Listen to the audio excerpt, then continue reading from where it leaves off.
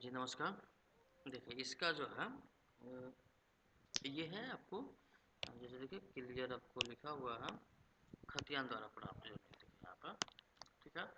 तो अब खतियान द्वारा प्राप्त जमीन से इनको जमीन है वो उत्तराधिकार के आधार पर है, इनको प्राप्त उत्तराधिकार खतियानी जमीन भी हो सकता है, केवाला भी तो होता है किन्हीं के नाम पे, और जीवित नहीं है, या फिर दान पर्चा दान हो सकता है, वार्षिक पर्चा हो सकता है, बंदोबस्ती हो सकता है, भूदबंदी जो भी है।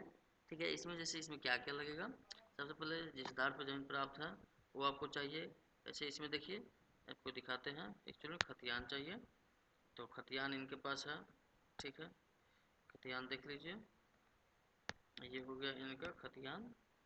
ठीक है, खतियान हो गया। इसके बाद जो है इनके पास आधार कार्ड है, फिर जो है ये इनका रसीद हो गया। ठीक है, रसीद हो गया। उसके बाद जो है इनके पास एक वंश लिख के जैसे सादा पेपर में बना के इन्होंने दिया है। ठीक है, अब बस ये चीज़ रसीद भी है, सब चीज़ है। अब ये जैसे खतियानी ज़मीन, तो इसमें हमको क्या करना है, तो सबसे पहले देखिए कि खतियान किन के नाम पे है। जैसे देखिए खतियान जो है, खतियान देखिए अलीमुद्दीन पिता बिन चुमिया इनके नाम पे है, तो हमको वंशावली भी यहीं से बनाना है। ये चीज़ आप लोग याद रखिए और इसको ध्यान रखिए कि वंशावली कहाँ से बना। अगर जिनके नाम से खतियान है, जैसे आपके यहाँ RS डिविजनल सर्वे चल रहा है या CS कैडेस्ट्रल सर्वे चल रहा है, तो जिनके नाम से खतियान है या जिनके नाम से जमाबंदी कायम है, वहाँ से आपको वंशावली बनाना है। ठीक है, वंशावली का नियम जो है पंचायती राज विभाग के द्वारा तय किया गया है। सरपंच जी के माध्यम से, सचिव जी के माध्यम से आपको मिलेगा, वहाँ पे आपको आवेदन देना है। एक है कि आपको अपने स्व प्रमाणित भी वंशावली आप लगा सकते हैं, कोई दिक्कत नहीं है, बशर्ते जो है सही वंशावली होना जरूरी है। ठीक है, क्योंकि उसको सर्वे करें, फिर अपने स्तर से उसको सत्यापन करेंगे ग्राम सभा द्वारा, तो उसमें रिजेक्ट नहीं होना चाहिए। तो वंशावली से दीजिएगा, वंशावली का नियम है लड़का और लड़की दोनों का नाम देना है। ठीक है, क्योंकि अगर लड़की नहीं लेना चाहती है तो फिर आप उनसे नो ऑब्जेक्शन सर्टिफिकेट बनवाइए कि लड़की को जो उसकी बहन है उनको ज़मीन से भी कोई लेना देना नहीं है, उनको भाई के ज़मीन में हिस्सा, उनके पिताजी के ज़मीन में हिस्सा नहीं चाहिए, और कौन सी ज़मीन में नहीं चाहिए वो डिटेल लिख के आप फिर शिविर में जमा कर दीजिए। ठीक है, तो ये तो जान गए कि अलीमुद्दीन जी के नाम से है, तो इन्होंने इनके नाम पे वंशावली बनाया। जैसे देखिए आपको दिखाते हैं,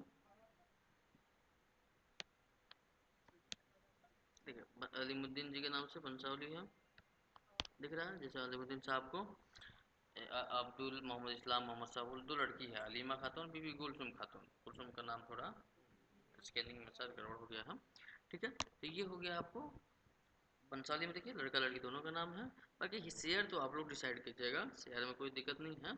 शेयर हम लोग नहीं देते हैं कि किसको कितना शेयर होगा, शेयर का मालिक आप है, प्रॉपर्टी आपकी है, आप डिसाइड करके दीजिए किनको कितना शेयर है।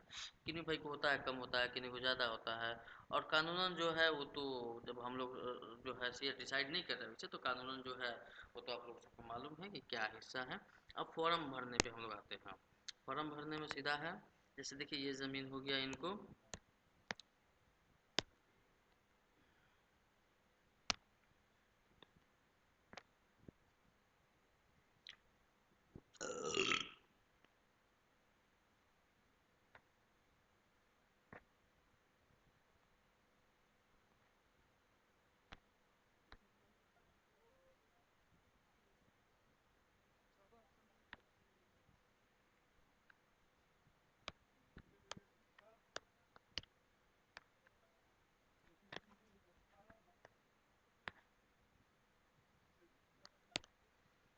सबसे पहले देखिए इस फॉर्म को, ये आपको खतियान द्वारा प्राप्त है। जैसे खतियान में क्या है, तो इनको देखिए जैसे बहन ने सपोर्ट कर दिया, तो बहन को कोई दिक्कत नहीं था, ऐतराज़ नहीं था, वहाँ पे जो है शेर पर शिविर में आके भी उन्होंने अपना साइन किया, और उन्होंने अपना सपोर्ट दिया भाई को कि उनको इस संपत्ति में कोई हिस्सा नहीं चाहिए।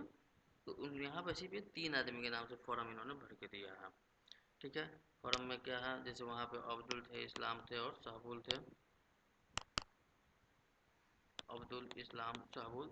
ठीक है, इन तीनों के नाम से पिता अलीमुद्दीन होगा। ठीक है, अब ये परमानेंट एड्रेस इनका हो गया। ठीक है, अब इसके बाद ये तो आप जानते हैं राजस्व ग्राम जो है थाना नंबर तो बेसिकली सबका खाता इनका है, खेसरा है, रकबा कितना है, उत्तर दक्षिण इनको चौहद्दी मालूम था, उत्तर दक्षिण डाल दिया इन्होंने। अब वो ज़मीन कैसे प्राप्त है, खतियान से, तो खतियान डाल दिया, कोई दिक्कत नहीं है इसमें। इसमें जो है आप लोगों को एक और चीज़ है कि आधार नंबर और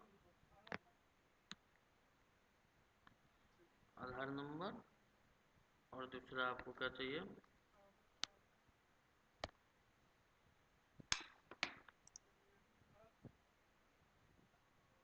ठीक है, रैयत का हस्ताक्षर, अंगूठा का निशान, मोबाइल नंबर और आधार संख्या, ठीक है, ये डिटेल जरूरी है।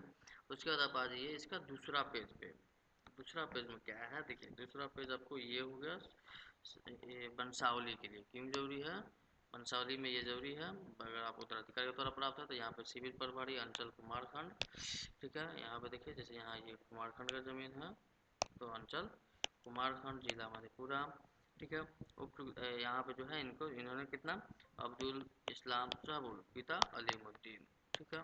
इसके बाद निवासी कहाँ का, सरहद गति ग्राम इनका जो है वो सरहद गति हुआ, पुलिस थाना श्रीनगर, कुमारखंड अंचल जिला मधेपुरा, जाति इनका जो है ये जो है, जैसे जाति आप लोगों को भरना है, ध्यान रखिएगा, जाति ये कुजड़ा है तो कुजड़ा डाला गया, ठीक है। अब ये जमीन यहाँ ध्यान दीजिए, ध्यान देना विशेष बात ये है, इसको ध्यान दीजिए आप लोग, जैसे देखिए यहाँ पे आप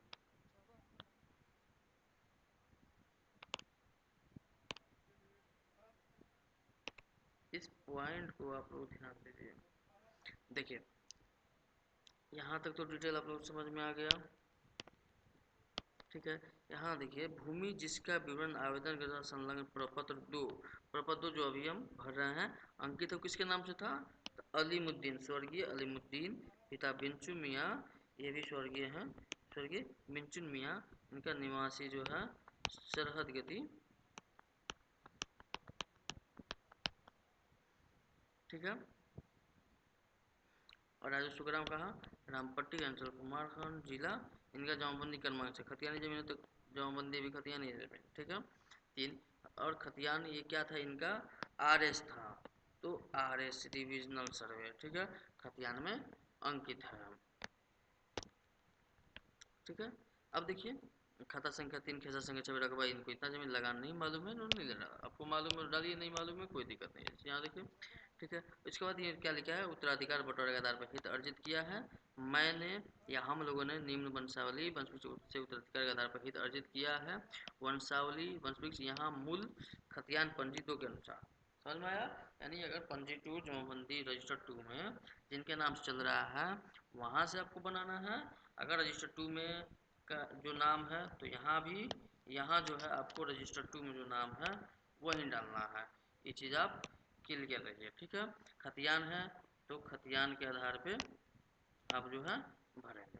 फिर यहाँ नीचे वंशवृक्ष जगह था तो बनाया, जैसे इनके पास नहीं था तो इन्होंने क्या किया, सादा पेपर बना के सरपंच मुखिया साइन करके दे दिया, ठीक है, तो उसमें कोई दिक्कत नहीं है, आप स्व प्रमाणित भी दे सकते हैं, ठीक है। अब आइए जैसे देखिए यहाँ पे लिखा है, मेरा हम लोगों के मेरा हम लोगों को भूमि पे शांतिपूर्ण दखल कब्जा है तथा भूमि स्वतःवाद एवं विवाद से मुक्त है, मैं हम लोगों की वंशावली खतियान जवाबंदी पंजीकरण निम्न रूपेण है, वो तो जो आगे वंशावली अतः अनुरोध है कि बाकी ये तो पढ़ लीजिए, ठीक है। इसी देखिए यहाँ अनुलग्न का भी इधर है, अनुलग्न का कर दीजिए, वंश वृक्ष अगर अलग से बनाया तो वो डाल दीजिए, नहीं तो इसी में अगर जगह है तो पीछे भी आप इसके डाल सकते हैं। इसमें एक और फॉर्म है, इसमें एक और फॉर्म है जो आपको उसको भी दिखाते हैं, ये वो भी वंशावली के फॉर्म में ही आता है एक्चुअल में।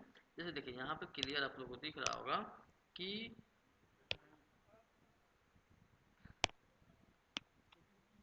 इसको पढ़िए, वंशावली के आधार पर प्रत्येक उत्तराधिकारी का दखल निम्न प्रकार है, ठीक है।